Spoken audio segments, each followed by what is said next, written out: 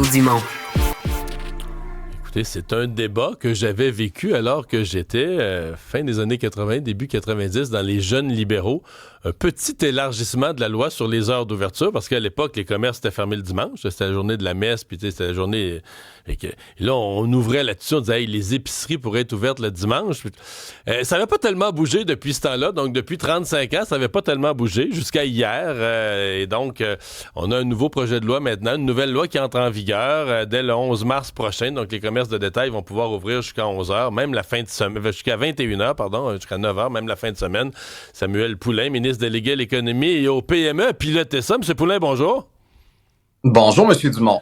Avant de discuter, là, rappelez-nous, j'ai fait un petit mais rappelez-nous tout ce qui change avec votre loi là, à partir de mars prochain. Effectivement, à compter du 11 mars pour les commerces non alimentaires, alors on peut penser aux magasins de vêtements, aux quincailleries notamment, il sera possible de pouvoir ouvrir de 6 heures le matin à 21 heures le soir, 7 jours par semaine. Pour les boutiques érotiques, eux continuent jusqu'à 23 heures, mais pour les commerces non alimentaires, on est du 6 heures à 21 heures. Vous avez fait une exception pour les boutiques érotiques? Ils ont une forte achalandage la fin de semaine passée, la soirée. Et, d'ailleurs, ils ont fait des témoignages dans les médias québécois. On nous dit que ça fonctionne bien. Alors, l'achat local, c'est important, M. Dumont. Bon, j'allais relire ces articles-là pour comprendre. Monsieur le ministre, bon, je voyais ce matin, parce qu'il y a des gens, il y a des commerçants qui se font comme une réaction là, spontanée de dire, regarde, moi, je change rien, j'en ai pas besoin, on a de la misère à trouver de la main-d'œuvre, on n'ouvre pas plus. Prenez-vous ça négativement ou?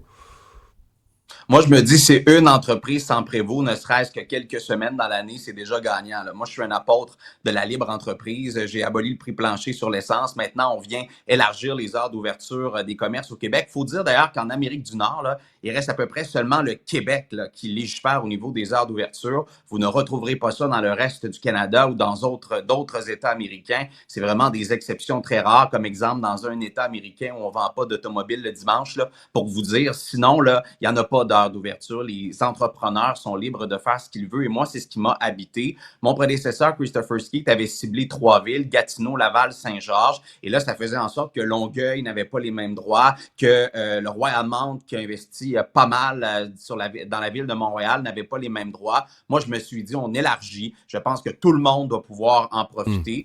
C'est optionnel, hein, c'est important de le dire, c'est non obligatoire. Alors, quelqu'un pourrait simplement s'en prévaloir l'été ou l'hiver, pendant la période de la chasse, par exemple, ou lors de la rentrée scolaire. Alors, on laisse nos entrepreneurs décider. Vous me parlez de la chasse, de la rentrée, du Royaume. Donnez-nous des exemples concrets là, de cette souplesse. Pourquoi vous a été demandé? Qu'est-ce que des entreprises...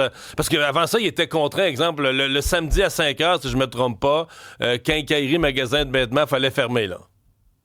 Oui, je donne 2 exemples. J'ai rencontré la Société de développement économique de la rue Saint-Charles à Longueuil. Et ça devient une rue piétonne, par exemple, l'été. Alors, les restaurants sont ouverts, les terrasses sont pleines, mais la bijouterie ou le magasin de vêtements, lui, doit fermer à 17 heures. Donc, il ne peut pas fermer à 17h30 ou à 18 heures, donc ne peut pas profiter de cet achalandage-là en fin de journée. J'ai rencontré des quincailleries, Rona notamment, qui me dit la semaine, là, avec les chantiers qui commencent à 7 heures, ouvrir à 8 heures pour les matériaux, ça commence à être tard. Alors, excusez-moi, vous voulez dire qu'aujourd'hui, à 6 heures. Avant l'entrée en vigueur de votre loi, le 11 mars, aujourd'hui, une quincaillerie ne peut pas ouvrir à 7 heures le matin?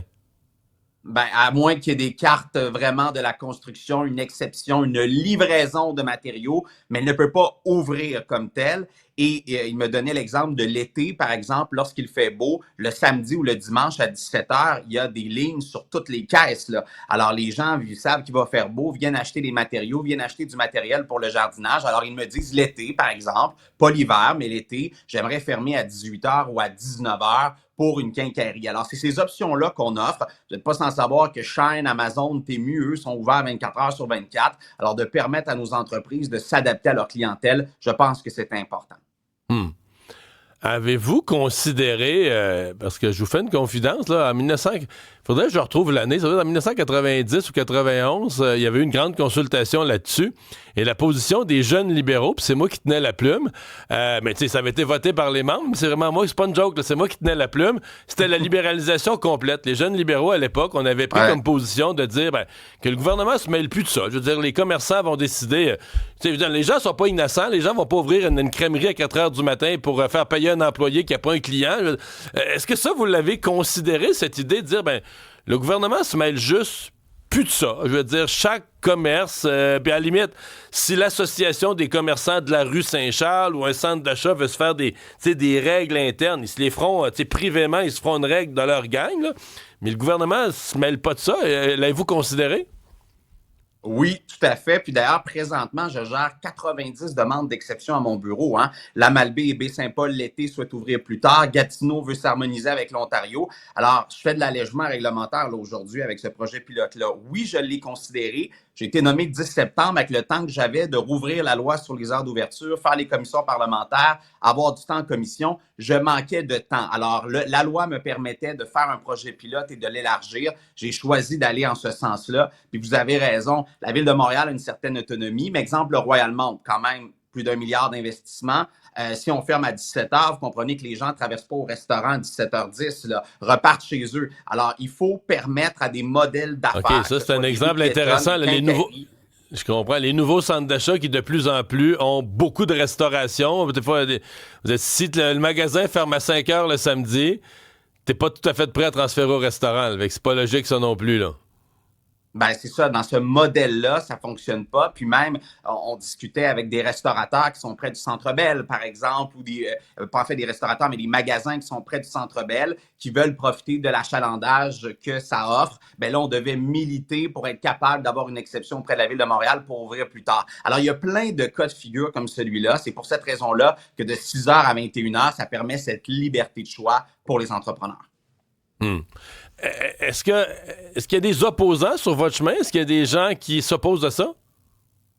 J'ai des craintes de certaines personnes qui disent est-ce que je vais avoir la main-d'œuvre nécessaire? Est-ce que je vais avoir l'achalandage si j'ouvre 1 heure de plus? Alors, ça, on l'entend. Maintenant, c'est pour cette raison-là qu'on dit que c'est totalement optionnel.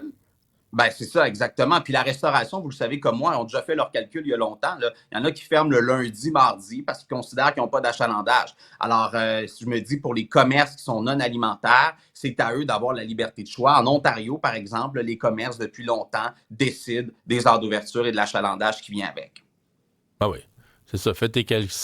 Excusez-moi, fais tes calculs. C'est pas au gouvernement à décider des heures. Si t'as pas de monde telle journée, telle demi-journée, il n'y a personne dans ton commerce ferme, puis il y a personne. T'es libre, là. Je veux dire, tu vas peut-être perdre des ventes, mais t'es dans un monde libre. Enfin, intéressant d'entendre ça. Samuel Poulin, ministre délégué à l'économie et aux PME. Merci.